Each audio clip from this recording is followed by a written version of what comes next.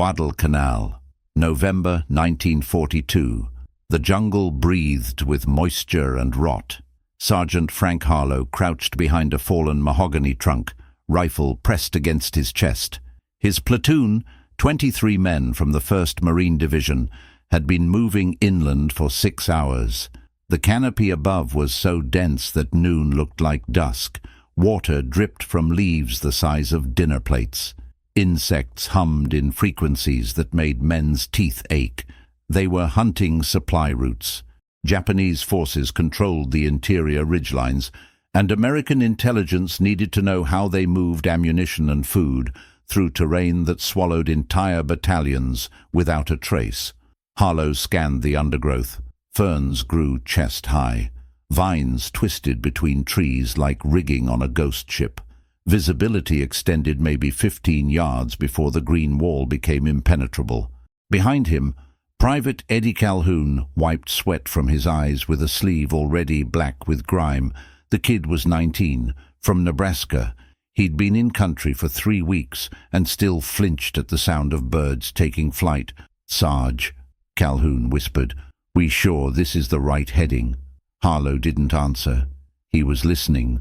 The jungle had a rhythm, wind through leaves, distant bird calls, the creak of bamboo stalks rubbing together. But there was something else now, a silence beneath the noise, like the forest was holding its breath. He raised his fist. The column froze. 23 men became statues. They had learned this lesson the hard way. Movement drew fire. Sound drew grenades. The Japanese didn't fight like Europeans. They didn't hold ground or march in formation. They buried themselves in spider holes. They tied themselves into treetops. They waited, and they were very, very good at waiting. Harlow's eyes moved across the terrain ahead. A small clearing, maybe 30 feet across. A game trail bisected it, mud churned by something recent. Wild pigs, maybe, or men. He gestured to Corporal Hayes, the squad's scout. Hayes nodded and began moving forward in a crouch, rifle at low ready. His boots made no sound on the soft earth. 10 feet into the clearing, Hayes stopped. Harlow felt his gut tighten. Hayes wasn't looking at the trail. He was looking at the trees to the left, then the right, then behind. When Hayes turned back toward the platoon, his face had gone pale beneath the dirt and stubble. He mouthed a single word, "Everywhere." Then the jungle exploded. Rifle fire erupted from 3 sides. The distinctive crack of Arisaka Type 99s, sharp, fast, overlapping. Hayes went down hard, tumbling into the ferns. Men dove for cover as bullets shredded leaves and splintered bark. Dirt geysered where rounds hit the trail. Harlow rolled behind the mahogany trunk and brought his M1 Garand up, searching for targets. Nothing. Just muzzle flashes in the shadows, just shapes that vanished as soon as he fixed on them. "Return fire," he shouted. 3 o'clock and 9 o'clock. The Marines opened up. The Garands barked in their steady 8-round rhythm. A Browning automatic rifle hammered away from the rear of the column, raking the tree line. But the Japanese fire didn't slacken. It intensified, because the Americans were shooting at positions the enemy had already abandoned. Harlow saw it happen in real time. A muzzle flash from behind a cluster of bamboo. His men pivoted and fired. By the time the bullets arrived, the shooter was gone. Another flash from a different angle. The Marines turned again. More wasted ammunition. The Japanese were playing them like instruments.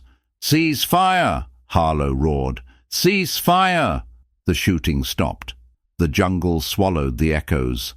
Silence again. Except now it was different. Now it was laced with the rasp of men breathing hard and the metallic clink of someone reloading. Hayes was still down. Harlow could see him, maybe 20 feet away, lying motionless in the ferns. Dead or unconscious, there was no way to know. And they couldn't reach him without exposing themselves to the same interlocking fire that had dropped him. This was the problem, the riddle no one had solved. How do you fight an enemy you cannot see? How do you suppress positions that move before you can aim? How do you rescue the wounded when the jungle itself has become a weapon? Harlow pressed his back against the log and closed his eyes for 2 seconds. His mind ran through options. Retreat meant abandoning Hayes. Advance meant walking into prepared kill zones. Calling for artillery was impossible. They were too close to the enemy, and the canopy was too thick for spotting. So they waited. Minutes passed. The jungle resumed its rhythm. Birds called again. Somewhere far off, a monkey screamed. But Harlow knew the truth. The Japanese were still there, still watching, still waiting for the Americans to make the next mistake. And when they did, more men would die. It had been happening for weeks. Every patrol that pushed into the interior came back short-handed. Not from charges or banzai attacks, from ambushes that seemed to come from nowhere and everywhere at once. Ambushes where the enemy never showed themselves, where American return fire hit only trees and shadows. In the operations tent back at base, the maps were marked with red circles, engagement zones. Each one told the same story: contact, casualties, withdrawal. No confirmed kills. The Japanese had perfected a tactic they called Shinobi no Sento, ghost war. Small units, 4 to 8 men, positioned in depth with overlapping fields of fire. They didn't aim to destroy entire platoons. They aimed to bleed them, 1 man per ambush, 2 if the Americans were careless, just enough to make the jungle feel infinite and lethal. And it was working. Morale was eroding faster than the ammunition stockpiles. Men hesitated before entering tree lines. They fired at sounds. They saw movement in every shadow. Captain Robert Meade, the company commander, called his squad leaders together 3 days after Harlow's patrol limped back without Hayes. The tent smelled like mildew and cigarette smoke. A kerosene lantern swung gently from a ridgepole, casting shadows that crawled across the walls. Meade was 41, old for an infantry captain. He'd fought in France during the First War and had seen enough mud and wire to know that tactics evolved, or men died. "We're losing this," he said without preamble, "not because they're better shots, because we can't see them." Harlow stood near the back, arms crossed. His uniform still carried the stink of the jungle, rot and gun oil and fear. "What about armor?" someone asked. "Bring in Shermans. Flatten the damn place." "Terrain won't support it," Meade replied. "Our ground's too soft, and they'd hear the engines from a mile out." He tapped the map. "No, we need something else, something that doesn't require us to see them." Silence. "What about smoke?" another sergeant suggested. "Blind them before we move. They're already blind. That's their advantage." Meade shook his head. "We need to make them react to us." Harlow spoke for the first time. "What if we don't look for them at all?" Heads turned. "Oh, explain," Meade said. Harlow stepped forward. "Every time we take contact, we do the same thing. We try to spot the shooter. We aim, we fire. By then, he's moved. We're always 1 step behind. So what's the alternative? Stop aiming." The room went quiet. "They're using the jungle like a shield," Harlow continued. "But shields work both ways. They can't move fast through that undergrowth without making noise, and they can't stay hidden if we force them to react." "How?" Harlow met the captain's eyes. "We saturate the zone, not aimed fire. Volume. Spray the tree line, the undergrowth, everything within 100 yards. Force them to keep their heads down or move. Either way, they lose their advantage." One of the other sergeants snorted. "That's a waste of ammunition." "So is shooting at ghosts," Harlow shot back. "Pom, at least this way, we're controlling the engagement." Meade studied the map. His jaw worked like he was chewing over the idea. "Reconnaissance by fire," he said slowly. "Not a new concept, but we've never tried it at this scale." "Because doctrine says to conserve ammunition," Harlow said, "but doctrine assumes you can see the enemy. And if it doesn't work, then we're no worse off than we are now, except we'll have spent bullets instead of blood." Meade looked around the tent.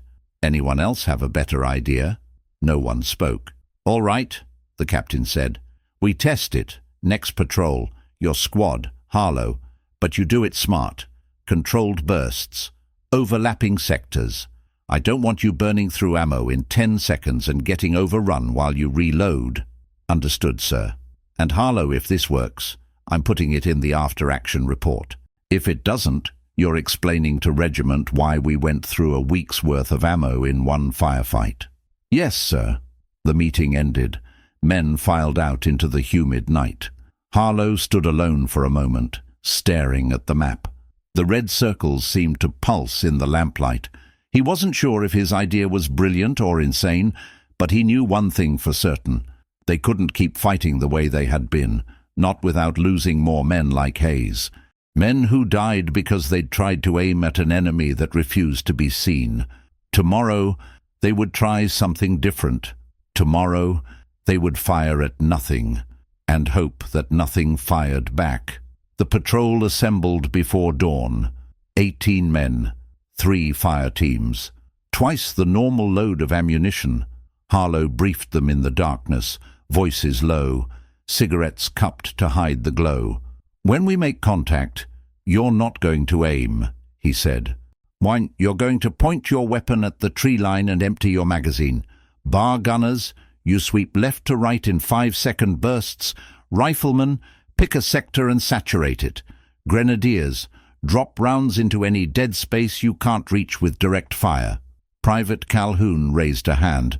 "Sarge, what if we don't see anyone?" "That's the point. You're not looking for targets. You're making the jungle uninhabitable. Anything in there, enemy, animal, air, gets shredded. We make it so they can't hide." "What about ammunition discipline?" another Marine asked. "Forget it. For this one patrol, you've got permission to be wasteful. We reload fast, reload often, and we don't stop until the jungle goes quiet." The men exchanged glances. Some looked skeptical, others looked eager. Anything was better than the slow terror of ghost ambushes. Harlow checked his watch. 05:45 hours. He saddled up. They moved inland as the sky lightened from black to grey to pale blue. The jungle woke around them. Parrots shrieked. Insects droned. Somewhere deep in the canopy, something large moved through the branches. Harlow set the pace, slow, deliberate, weapons at ready. They followed a ridgeline that intelligence said the Japanese used as a supply corridor.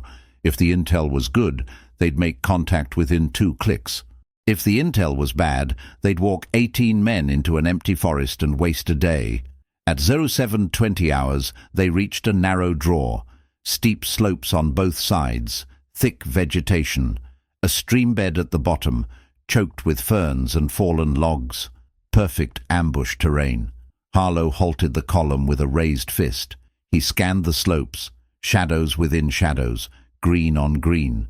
No movement, no sound, but the silence had that same quality again, that held breath feeling. He turned to the men and made a slashing motion across his throat. "Get ready." The Marines spread into a loose line, weapons oriented upslope. Bar gunners knelt for stability. Riflemen crouched behind whatever cover they could find. Harlow counted to 10 in his head. Then he squeezed his trigger. The Garand roared, 8 rounds in less than 3 seconds, stitching the foliage 20 yards upslope, and every Marine on the line opened fire at once. The draw erupted in thunder, 18 weapons firing simultaneously, the sustained crack, crack, crack of M1s, the deeper hammering of bars, the hollow thump of rifle grenades arcing into the canopy. Leaves disintegrated, bark exploded, branches snapped and tumbled, the air filled with the smell of cordite and shredded wood. Harlow swept his muzzle left to right, not aiming at anything, just pointing and shooting. When his clip pinged empty, he reloaded without thinking, muscle memory taking over, and kept firing. 30 seconds, a full minute. And then, up the slope, something changed. A figure broke from cover, just a glimpse, a man in mottled uniform scrambling laterally through the undergrowth. "Contact left!" someone shouted. The fire shifted. Bullets chased the movement. The man went down, tumbling through ferns. Then another figure, this one running downslope toward the stream bed. "Contact right!" More fire. The second man collapsed mid-stride, and suddenly the jungle was alive with movement, not attacking, retreating. Shapes flickered between trees. Men abandoning positions they'd held in perfect stillness for God knows how long. Men who had been invisible right up until the moment the Americans stopped trying to see them and started trying to bury them in lead. "Bay, shift fire! Shift fire!" Harlow barked. "Don't let them regroup." The Marines adjusted, pouring fire into the avenues of retreat. The bars hammered away in long, sweeping bursts. Grenades detonated with flat cracks, sending dirt and foliage skyward. And then, as suddenly as it had begun, it was over. The firing tapered off. Magazines emptied. Men reloaded and waited, breathing hard. The jungle was silent again, but this time it was a different silence. Not watchful, not patient, empty. Harlow rose from cover slowly, rifle at his shoulder. He scanned the slope. No movement, no return fire. "Calhoun, Martinez, sweep upslope. Weapons tight. Call out what you find." The two Marines advanced carefully, disappearing into the foliage. 2 minutes later, Calhoun's voice echoed down. "Sarge, got 3 confirmed KIA, spider holes, camouflaged. They were dug in good. Any wounded?" "Negative. Looks like the rest withdrew." Harlow nodded. "Mark the positions and fall back. We're moving out." The patrol regrouped and continued along the ridgeline. For the rest of the day, they made no further contact, but word traveled fast. Within a week, every Marine company on Guadalcanal had heard the story. Harlow's patrol, the ambush that wasn't. The Japanese forced into the open by a wall of bullets. Some called it lucky, others called it wasteful. Captain Meade called it effective. He formalized the tactic in a memo to battalion headquarters. Reconnaissance by saturation fire became the official designation. Rules of engagement were updated. Ammunition allocations increased. But it wasn't just policy that spread the idea. It was the men themselves. In foxholes and mess tents, Marines shared the details, how you didn't need to see the enemy to suppress him, how volume mattered more than precision in terrain where precision was impossible, how the jungle's greatest advantage, concealment, could be turned into a liability if you made concealment untenable. Other units began experimenting. Platoons entering suspected ambush zones would halt, form a firing line, and unleash coordinated volleys into the tree line before advancing. Bar teams practiced synchronized sweeps. Mortar crews adjusted their calculations to drop rounds in patterns rather than pinpoint targets. The Japanese adapted, of course. They always did. Positions were placed deeper. Withdrawal routes improved, but the invisible ambushes, the kind that had bled the Marines slowly and relentlessly, became rarer, because the enemy knew, if they opened fire, the Americans wouldn't hunt for them. They'd drown the jungle in steel. Harlow was promoted to platoon sergeant. Calhoun stopped flinching at bird calls. The red circles on the operations maps didn't disappear, but the casualty counts dropped. And in December, during the fighting along the Matanikau River, a young lieutenant from another battalion used saturation fire to break a Japanese blocking position that had held up an entire company for 6 hours. The lieutenant's name was Mitchell. He wrote in his report, "Enemy positions unknown, fired at probable locations. Enemy withdrew under sustained fire. Advance resumed without friendly casualties." The higher-ups read it and nodded. This was how you fought in the jungle, not with elegance or economy, with noise and fury and the understanding that sometimes the only way to find an enemy who wouldn't show himself was to make the act of hiding unbearable. Harlow never spoke much about the tactic. When asked, he'd shrug and say it wasn't his idea, it was just common sense. But the men who'd been there in the draw, who'd felt the thunder roll through the trees and seen the ghosts break from cover, they knew better. They'd been the first to fire at nothing, and in doing so, they'd hit everything. The war moved on. Guadalcanal was secured. The 1st Marine Division rotated out for rest and refitting. New campaigns opened across the Pacific: New Georgia, Bougainville, Peleliu. Saturation fire became standard practice in jungle operations. Field manuals were updated. Training programs adjusted. What had started as desperation became doctrine. Frank Harlow made it through the war. He fought on Okinawa in 1945, came home to Pennsylvania, worked as a machinist. He never wrote a memoir, never gave interviews. The only record of his role was buried in after-action reports that few people ever read. Eddie Calhoun survived too. He returned to Nebraska, married his high school sweetheart, raised 3 daughters. In 1987, during a family reunion, one of his grandsons asked him what the war had been like. Calhoun thought for a long moment. Then he said, "There was a day we shot at nothing, and it saved our lives." The grandson didn't understand. Calhoun didn't explain. Some things you had to be there for.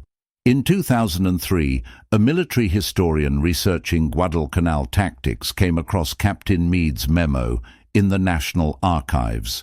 The language was dry, technical, bureaucratic, but between the lines, you could see the shift. A recognition that warfare wasn't always about precision. Sometimes it was about making the enemy afraid, afraid to stay hidden, afraid to hold ground, afraid to wait. The historian included a footnote in his book, 1 paragraph, 37 words about a sergeant who suggested firing blindly into a jungle and changed how an entire division fought. Most readers skipped it. But on Guadalcanal, deep in the interior, where the jungle still grows thick and the rain still falls in curtains, the ridges remember. They remember the thunder that rolled through the canopy one November morning in 1942, the sound of men firing at shadows and ghosts and the space between trees, the sound of Marines who stopped looking for the enemy and started making the enemy move. And in that movement, that panicked scramble from positions held in perfect stillness, the Americans found what they'd been searching for all along: not targets, survival. The jungle doesn't keep records. It doesn't mark the places where men fought and bled and learned hard lessons. But the lessons remain, encoded in manuals and memories, and the stories old soldiers tell when they think no one's listening. 18 men walked into a draw and fired at nothing, and nothing fired back. That was enough.